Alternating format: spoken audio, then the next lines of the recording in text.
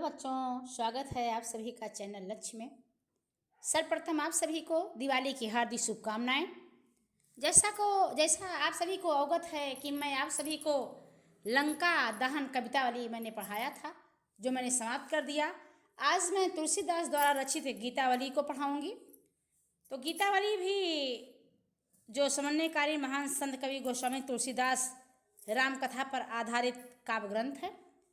तो समय को ना नष्ट करते हुए हम सीधे विषय वस्तु पर आते हैं। तो सर्वप्रथम चलते हैं। जो पै हो मात मते मह हुई हो, तो जननी जग में या मुख की कहाँ काली माधोई हो।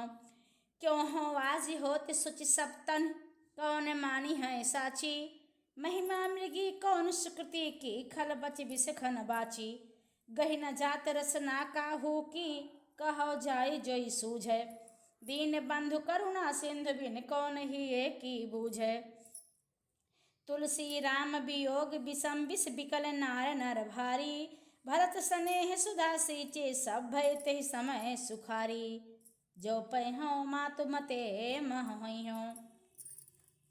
तो सबसे पहले आते हैं बच्चों शब्दार्थ पर। लिखा गया है मते। मते का मतलब होता है राय या मत। मह माने मेरा, धोइए माने धो पाऊंगा, जन्नी माने माँ, खल माने दुष्ट, बिस्खर माने बाढ़, बाची माने बचा है, गह माने पकड़ी, रचना माने जीव। तो गीतावली समन्वयकारी महान संत कवि गोस्वामी तुलसीदास कृत रामायण के राम कथा पर आधारित काव्य ग्रंथ है। उसी गीतावली से प्रस्तुत काव्यांश से यह उद्धृत है।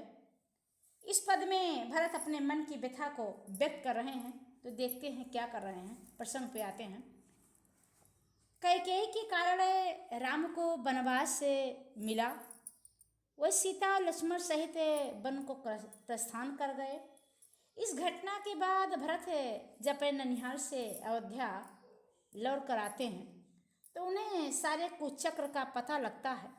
सारी घटनाएं उनकी ही माँ कैकेयी के कुचक्र के कारण हुई है, यह जानकर उन्हें अत्यधिक ग्लानि हुई।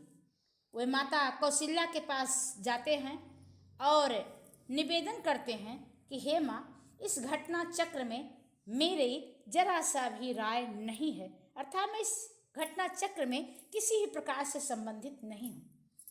कैसे कि जो पै हो मात मते मह हुई हो, तो जननी जग में या मुख की कहाँ काली माँ धोई हो।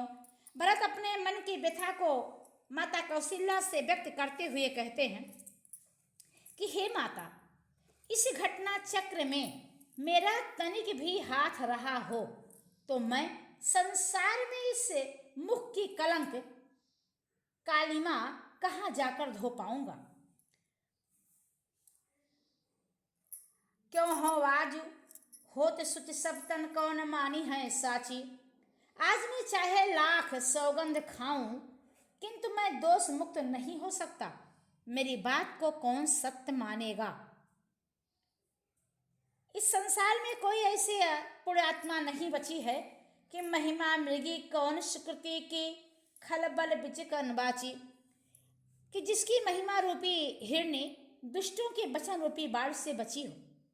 यानी इस संसार में कोई ऐसी पुण्यात्मा नहीं है जिसकी महिमा रूपी हिरनी दुष्टों के वचन रूपी बाढ़ से बची हो। अर्थात दुष्टों ने किस पुण्यात्मा को अपमानित और अबजस का भागी नहीं बनाया। गह न जात रसना काहू की, कहो जाय जोई सूझे। किसी की जीभ पकड़ी नहीं जा सकती है, किसी की जिह्वा को पकड़ा नहीं जा सकता है। इसीलिए जिसको जैसा सूझता है वह वैसा ही कहे जा रहा है।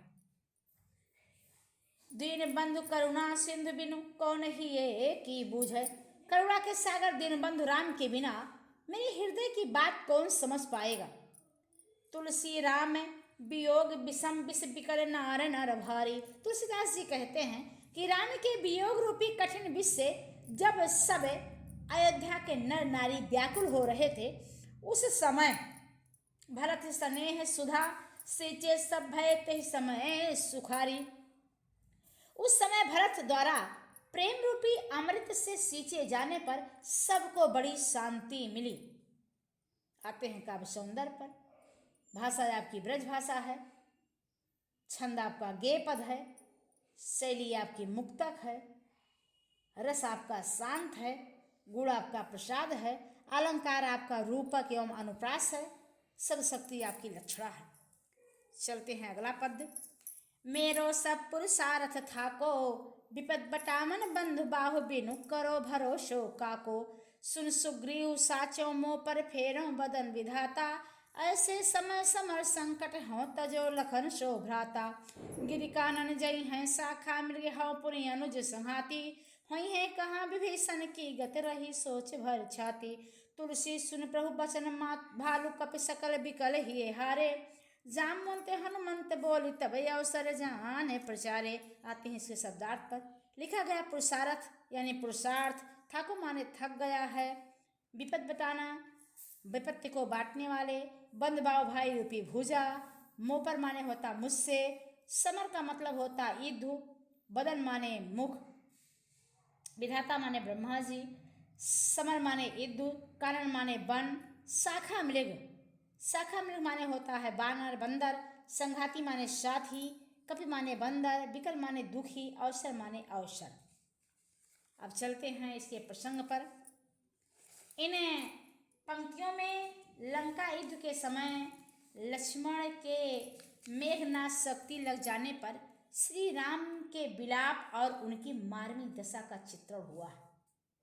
कहने का आशय कि लक्ष्मण के मूर्छित हो जाने पर राम की करुणा दशा का सजीव चित्रण यहाँ पर किया गया है। तो क्या किया गया है कि मेरो सब पुरुषार्थ थाको, विपत्ति बटामन बंद बाहु बिन करो भरोसो काको।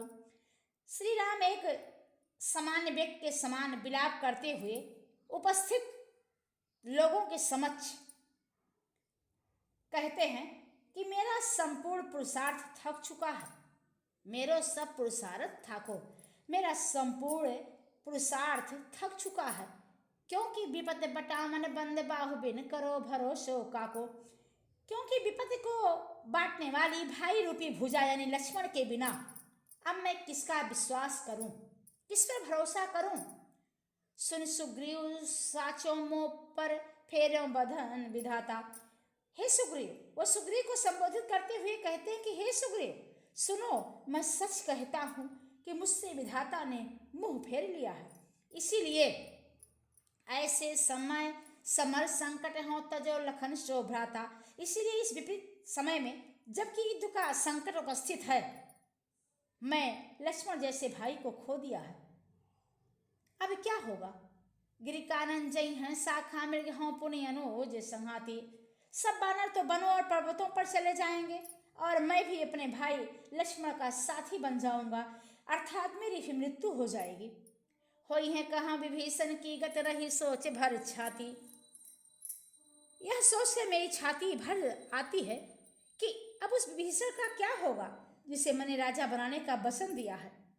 तुलसी सुन प्रभु बचन भालु कपि सकल विकल हिये हारे।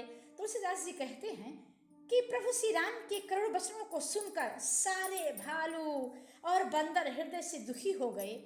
जामवंते हनुमंत बोले तब अवसर जान प्रचारे। तब जामवंत ने अवसर को पहचान कर हनुमान जी को बुलाया और उनसे विचार विमर्श किया। आते हैं काव्य सौंदर्य पर।